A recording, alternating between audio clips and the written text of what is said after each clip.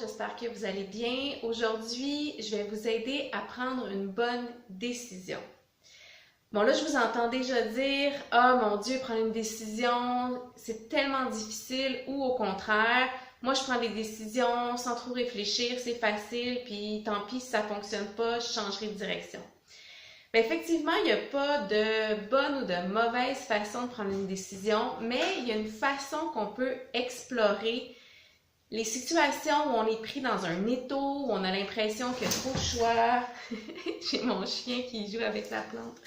Donc, on a besoin de s'orienter pour prendre une décision qui est vraiment alignée avec notre essence, avec notre âme, peu importe ce que les autres pensent, peu importe ce que notre ego pense aussi. Donc, j'aimerais vous guider un petit peu à travers ça. Donc, la première chose à faire quand on a à prendre une décision, c'est de s'asseoir et de respirer. Et là, on fait le vide mental. Il y en a qui vont faire une méditation. L'idée ici, c'est de ne pas laisser le mental prendre le dessus et surtout la peur prendre le dessus ou l'excitation et l'euphorie prendre le dessus. Ce qu'on veut, c'est être dans un état d'équilibre, dans un état balancé. C'est comme si tous nos besoins actuellement ils sont comblés. Dans notre vie, tout va bien. Quelle est la meilleure solution pour moi? Donc, on va accéder finalement à notre inconscient. On va accéder à notre moi supérieur et c'est cette partie-là de nous qui va prendre une décision. Donc, vous allez pouvoir utiliser le rêve. Certaines personnes, en se couchant le soir, font une demande et en rêve, ils ont une réponse. D'autres personnes, en méditant, il va y avoir un déclic. D'autres, ça va être le matin en se levant. Donc, si vous regardez les trois exemples que je viens de vous montrer, le lien qu'il y a à faire, c'est que ce n'est pas votre mental ego qui a pris la décision, c'est votre intuition. Et là, votre intuition vous amène à deux endroits. À une route qui va rouler facilement, aisément, sans embûches, pour vous faire des pas rapides et des pas de géant dans votre vie. Ou bien, elle va vous mettre sur un chemin qui va vous amener à destination, mais avec quelques embûches qui, ces embûches-là, sont nécessaires pour l'évolution de votre âme. Et c'est la persévérance dans ce chemin-là qui va vous amener exactement là où vous aimeriez être. Donc, quand on prend une décision avec notre inconscient, on accède à quelque chose de plus grand que soi qui va nous aligner. Que ce soit facile ou difficile, c'est pas important. L'important, c'est qu'on prenne la direction que notre essence veut prendre. Donc, le but, évidemment, c'est les apprentissages en route et l'évolution qu'on va faire.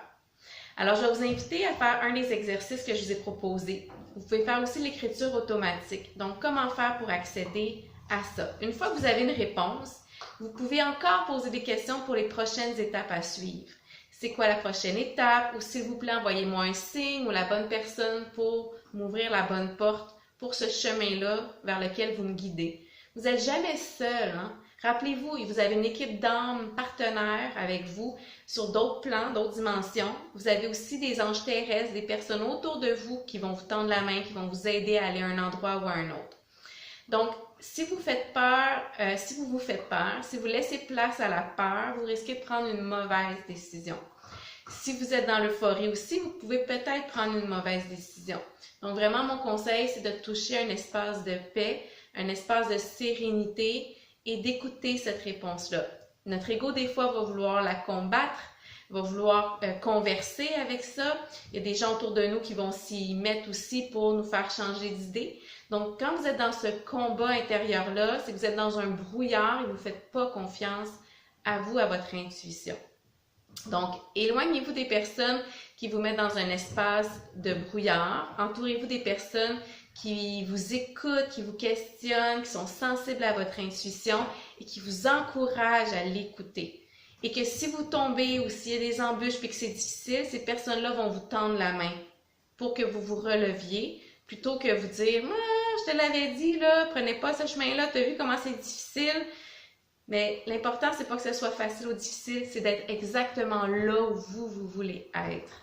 Donc, faites-vous confiance, faites confiance à cette petite voix intérieure-là et avancez avec le plus de sérénité possible et entourez-vous des bonnes personnes pour vous relever quand vous trébuchez.